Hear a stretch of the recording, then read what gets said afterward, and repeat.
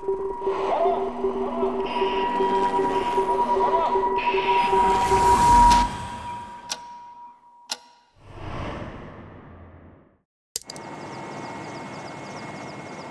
основном это были экипажи, прошедшие Афганистан. Но чувствуется, что пилоты знали свои машины, и они с точностью до нескольких метров забрасывали даже реакторы вот этими инертными материалами. Вначале доломит, был различный песок, потом свинцовые чушки. Мы, кстати, свинец даже находили в мазках грибков, которые стояли в песочницах города Припять. А вертолетчики обеспечивали радиационную разведку в более поздний период, это в 88-89 годах, и перемещение персонала со строящегося города Славутича и площадки ЧАЭС и в Чернобыль летали в основном строители. А вот вертолетчики, которые забрасывали реактор, они получили большие дозы.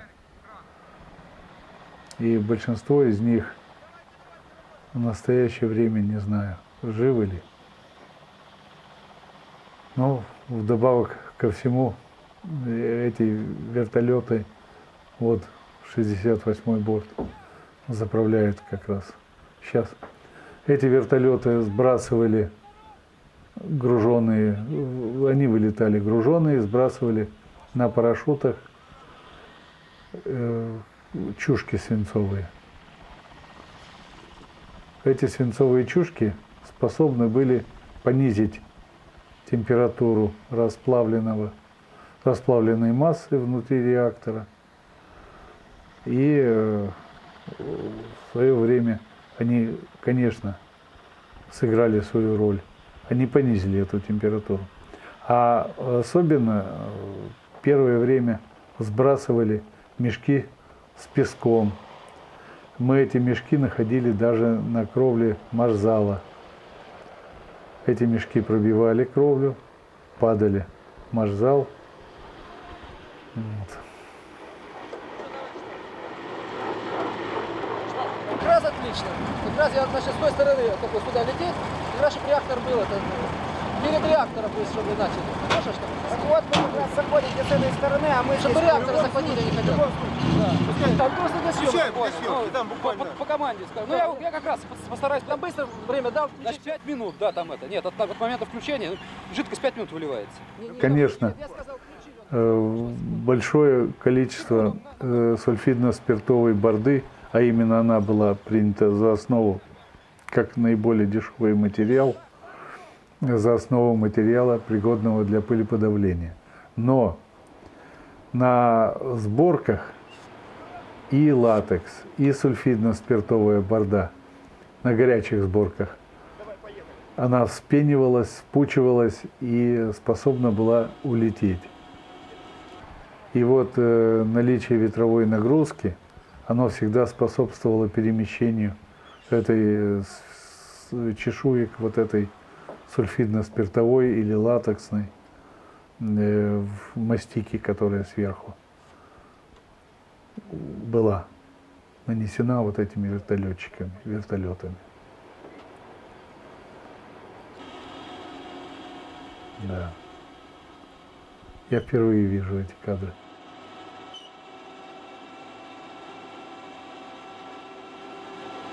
Как заправляет вертолет.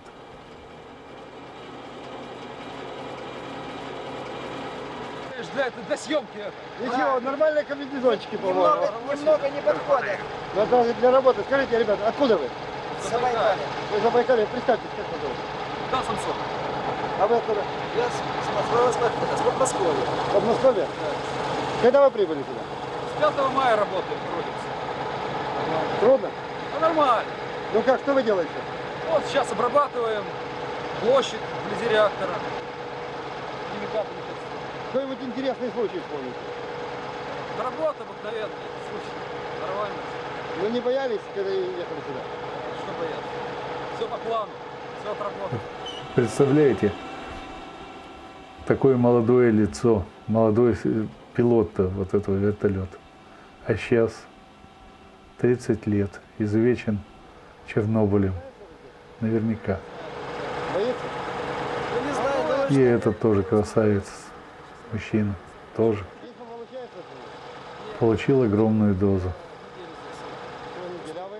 находясь в воздухе, Что вы хотели сказать, родные? возле Чтоб не волновались, ничего. реактора. Серьезного вроде бы так нет. И не то, что нет, а... В общем, все работаем по плану. Обыкновенная работа для летчиков. Для нас. А что вы хотели жене? Вот лично жене, как вы жену зовут? Значит, Светлана. Прямо так, давайте мы просто покажем это. Ну, Светлана, не волнуйся. Дочерей воспитывай как следует. Чтобы приехали, все было на... Чтобы Машенька говорить стала уже. Зубы там у нее, я слышал, начали уже прорезаться. Чтобы к моему приходу уже все было готово. Чтоб писалось. Спасибо. Спасибо. Да, здоровая часть нации.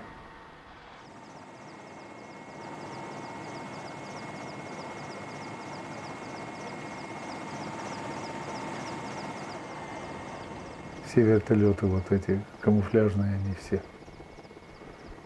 военные. А вот он в борду и поливает. Вот эта темная жидкость — это борда. А латекс, она наоборот, светлая жидкость. Это тоже снято с вертолета, очевидно. Вертолетчики еще характерны тем, что с помощью вертолета устанавливались дозиметрические приборы внутри реактора, опускались на тросе, а потом отстреливались. Были вывезены большие массы контейнеров, причем вертолет там зацеплял эти контейнера с элементами кровли, с элементами ТВС, и вертолет их тащил по воздуху на третью очередь.